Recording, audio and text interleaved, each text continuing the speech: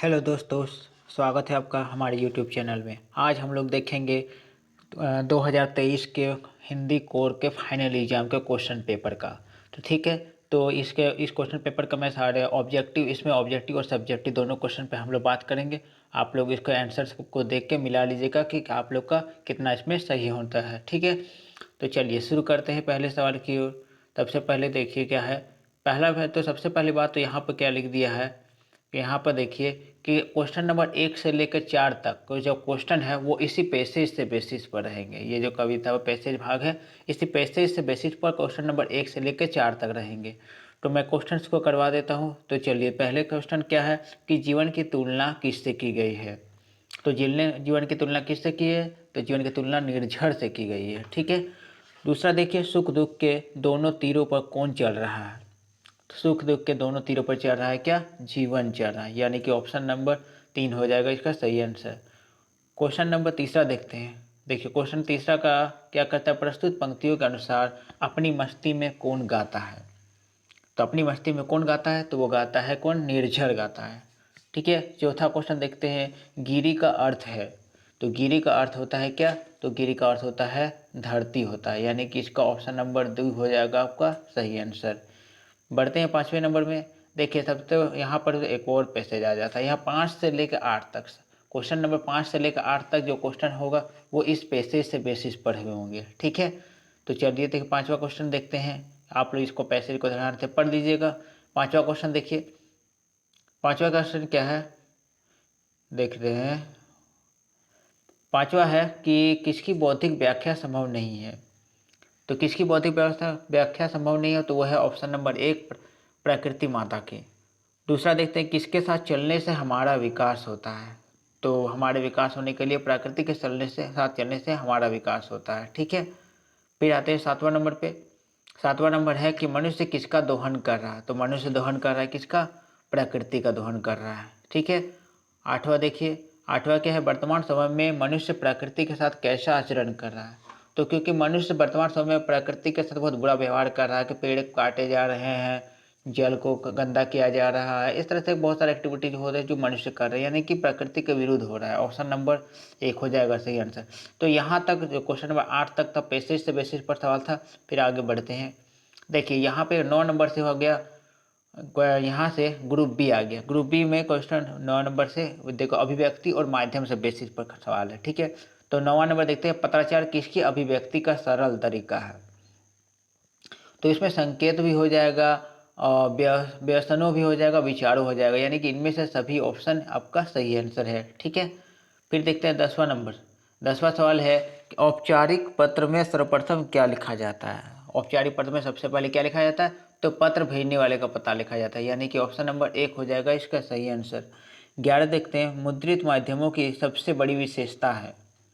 जो मुद्रित माध्यम होता है वो स्थायित्व होता है। ऑप्शन नंबर 1 हो गया इसका सही आंसर।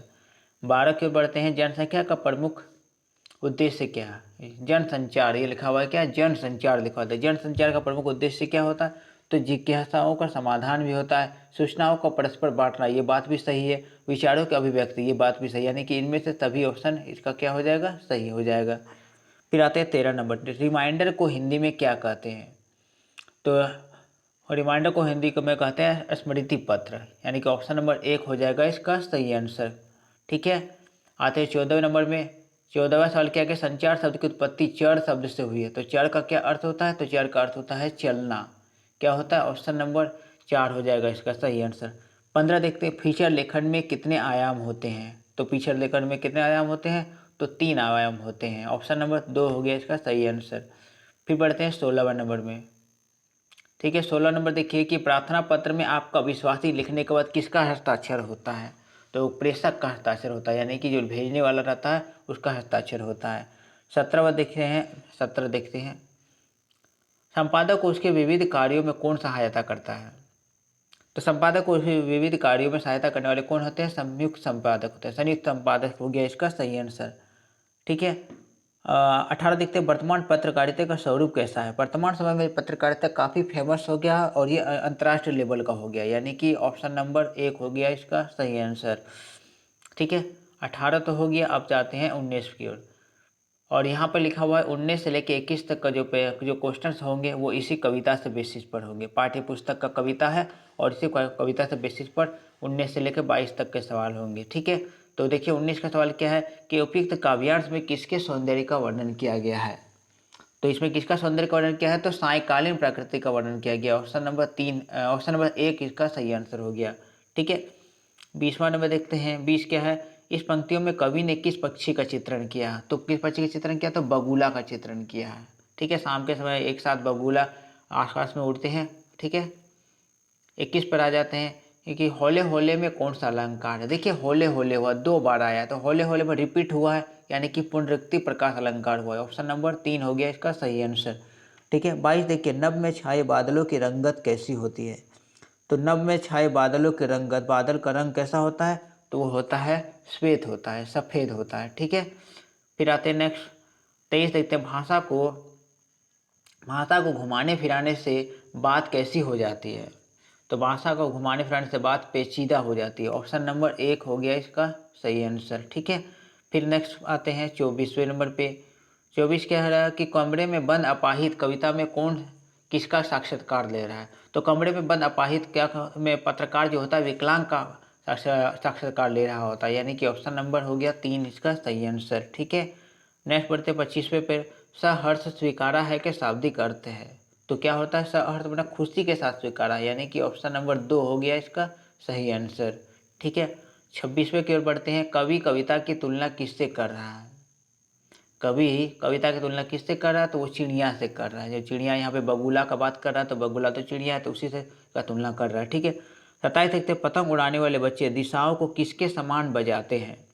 तो क्या हो रहा है, इसका सही आंसर है मृदंग के समान बजाते हैं। ठीक है, ऑप्शन 4 हो गया इसका सही आंसर। फिर नेक्स्ट आते हैं, ये देखिए यहाँ पर 28 से लेकर 21 तक का क्वेश्चन, 28 से लेकर 21 तक क्वेश्चन ये इस प्रोज बेसिस पर है, यानी ये पाठ्य पुस्तक का एक पैसेज दिया हुआ है और इसी बेसिस पर 28 से लेकर 31 तक के आपके सवाल होंगे। तो चलिए देखते हैं 28वें नंबर में, प्रस्तुत पाठ के लेखक कौन है।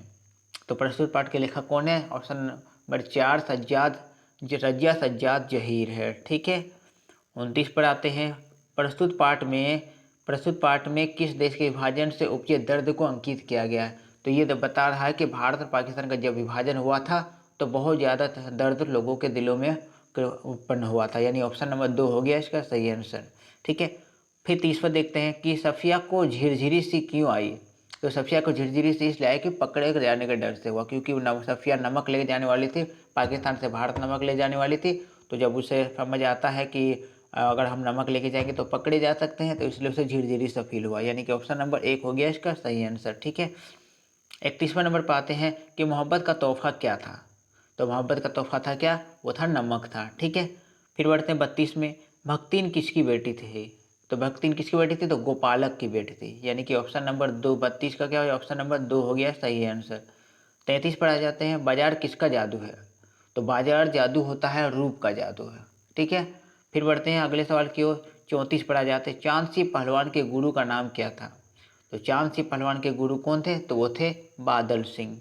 ठीक है, फिर आते हैं 35 पे। 35 पे क्या करें, चार्ली चैपलिन ने अपनी फिल्मों में किन 2 रसों का मिश्रण किया है। तो उसने क्या किया, करुण रस और हास्य रस, यानी कि ऑप्शन नंबर 4 हो गया आपका सही आंसर। फिर बढ़ते हैं 36 पे। 36 कह रहा है कि काले मेघा पानी दे में लड़कों की टोली अपने आप को क्या कहकर बुलाती है। तो लड़कों की टोली अपने आप को क्या बुलाती है, तो वो अपने आप को बुलाते हैं इंद्र सेना, क्योंकि ये लोग इंद्र देवता से पानी के लिए प्रार्थना करती है, तो अपने आप को बोलते हैं इंद्र सेना। ठीक है, 27 पर आते हैं कि सिल्वर वेडिंग के यशोधर पंत किस पद पर थे। तो यशोधर पंत जो थे वो सेक्शन ऑफिसर के पद पर कार्य कर रहे थे। ठीक है, 38 पर आते हैं, जूझ शीर्षक कहानी का लेखक किससे डरता है। तो इसमें डरता कौन सा किससे है, तो वो पिताजी से डरता है। ठीक है, नेक्स्ट पर आते हैं 39 नंबर। 39 में है कि मोहनजोदड़ो हड़प्पा से प्राप्त हुई नर्तकी की मूर्ति किस राष्ट्रीय संग्रहालय में रखी हुई है। तो मोहनजोदड़ो में एक नर्तकी की मूर्ति मिली थी, उसे रखा गया कहाँ, दिल्ली के संग्रहालय में रखा गया है। ठीक है, फिर बढ़ते हैं 40वें पे। 40 है, डायरी के पढ़ने को लेखिका एन फ्रैंक ने किससे संबोधित कर डायरी लिखा है। तो डायरी किसे संबोधित करके लिखा है, तो गुड़िया को संबोधित कर डायरी लिखा है। तो ये रहे आपके 40 सवाल मिला के आप लोग देखिएगा कि कितना आपका सही हो गया है। ठीक है, तो यहाँ तक आप लोग का ऑब्जेक्टिव सवाल हो गया। फिर आप आते हैं नेक्स्ट सब्जेक्टिव सवालों पर। देखिए सब्जेक्टिव सवाल तो यहाँ से शुरू करते हैं। यहाँ देखिए लिखा हुआ है कि part be subjective based question, और यहाँ पे है क्या 1.5 घंटे के प्रश्न, 1.5 घंटे का एग्जाम रहता है। और फिर यहाँ पे हिंदी कोड लिखा हुआ है। ठीक है, 40 नंबर का परीक्षा था। ठीक है, तो आ जाते हैं क्वेश्चन नंबर पर। देखिए क्वेश्चन नीचे आते हैं, नीचे बढ़ रहे हैं। पहला यहाँ खंड 1 में दिया हुआ एक पैसेज दिया हुआ है। ठीक है, यहाँ से क्या है एक पैसेज दिया हुआ, इससे पैसेज पर क्वेश्चन पैसेज को आप लोग पढ़ लीजिएगा। ठीक है, यहाँ पैसेज है, पैसेज और पैसेज यहाँ तक ही रहता है, पैसेज आप लोग पढ़िएगा। फिर आते हैं नेक्स्ट, नीचे में सवाल दिया हुआ क, ख और ग 3 सवाल दे। ठीक है, क्या लिखा है उपयुक्त अध्ययन के लिए उपयुक्त शीर्षक दीजिए। और ख में है हम संवाद की आत्मा तक प्रायः क्यों नहीं पहुंच पाते, और ग है संवाद की सफलता का मूल मंत्र क्या है। देखिए ये तो सब्जेक्टिव क्वेश्चन है, मैं जल्दीबाजी में सब्जेक्टिव के सवालों को आंसर मैंने बता नहीं पा रहा हूँ, मैं सिर्फ क्वेश्चंस को मैं आप लोग को दिखा देता हूँ। ठीक है, फिर देखिए अगला सवाल क्या आया था कि ग्रुप बी में आया था। देखिए यहाँ पर सबसे पहले तो यहाँ पर एक चीज़ लिखा हुआ है, क्या लिखा हुआ है कि किन्हीं 2 प्रश्नों का ही उत्तर देना है। तो यहाँ देखिए क है, क में क्या राष्ट्र निर्माण में युवा शक्ति की भूमिका, फिर उसी में अथवा में नारी हिंसा। ख क्वेश्चन क्या दिया हुआ है कि अपने नगर में पेयजल की आपूर्ति को नियमित कराने हेतु नगर पालिका के अध्यक्ष को पत्र लिखिए। फिर ग में समाचार लेखन के 6 ककार कौन कौन से है। फिर घ में अपने मित्र को ग्रीष्म अवकाश के साथ व्यवस्थित करने के लिए निमंत्रण दीजिए। तो यानी यहाँ पर देखिए, यहाँ पर देखो क है, फिर ख है, फिर ग है, फिर घ, ये 4 क्वेश्चन है। 4 में से किसी 2 का ही आप लोग को उत्तर देना था। ठीक है, फिर आ जाते हैं ग्रुप सी में। ग्रुप सी में यहाँ पर लिखा हुआ है, यहाँ पर लिखा हुआ है कि एक काव्य सौंदर्य का लिखना है। यानी कि यहाँ पर 2 दिया हुआ, 2 कविता दिया हुआ, एक क पहला कविता दिया हुआ है और ख इसमें दूसरा कविता दिया। एक क और ख में से किसी एक पर ही लिखना था। नेक्स्ट आते हैं यहाँ पर चौथे नंबर पर। यहाँ पर भी क्या कर रहा है कि किन्हीं 2 प्रश्नों का ही उत्तर देना। पहला प्रश्न क्या था, क में समर्थ शक्तिमान लोग दुर्बल को दूरदर्शन पर क्यों लाते थे। ठीक है, और दूसरा था कि खुद का पर्दा खोलने से क्या आशय है। और फिर तीसरा है कि छोटे चौकोने खेत को कागज का पन्ना कहने में क्या अर्थ निहित है। तो ये 3 क्वेश्चन थे, तो 3 में से कोई 2 का ही आंसर लिखना था। फिर 5वें पर बढ़ते हैं। 5वां में भी कर रहा है क्या कि किन्हीं 2 प्रश्नों का ही उत्तर देना है। यहाँ पे क्या है 1 2 3 क्वेश्चन है। ठीक है, 3 क्वेश्चन लिखा हुआ है और इसी 3 में से किसी 2 का ही आंसर आप लोग को लिखना था। फिर नेक्स्ट आते हैं छठे पे। छठा क्या कर रहा है कि हरिवंश राय बच्चन अथवा हजारी प्रसाद द्विवेदी की किन्हीं 2 रचनाओं का लिखना था। तो या तो हरिवंश राय बच्चन का और या फिर हजारी प्रसाद द्विवेदी की, इन्हीं दोनों में से किसी एक का ही 2 रचनाओं का नाम लिखना था। ठीक है, फिर नेक्स्ट पढ़ते हैं ग्रुप डी पर। यहाँ पर क्या है कि 7 नंबर में 2 क्वेश्चन अथवा में लिखा हुआ है। पहला क्या है, यशोधर बाबू परिवार के बावजूद स्वयं को अधूरा क्यों मानते थे। फिर अथवा में है सिंधु घाटी सभ्यता मूलतः खेतीहर और पशुपालक सभ्यता थे, स्पष्ट कीजिए। इन दोनों में से कोई एक ही लिखना था।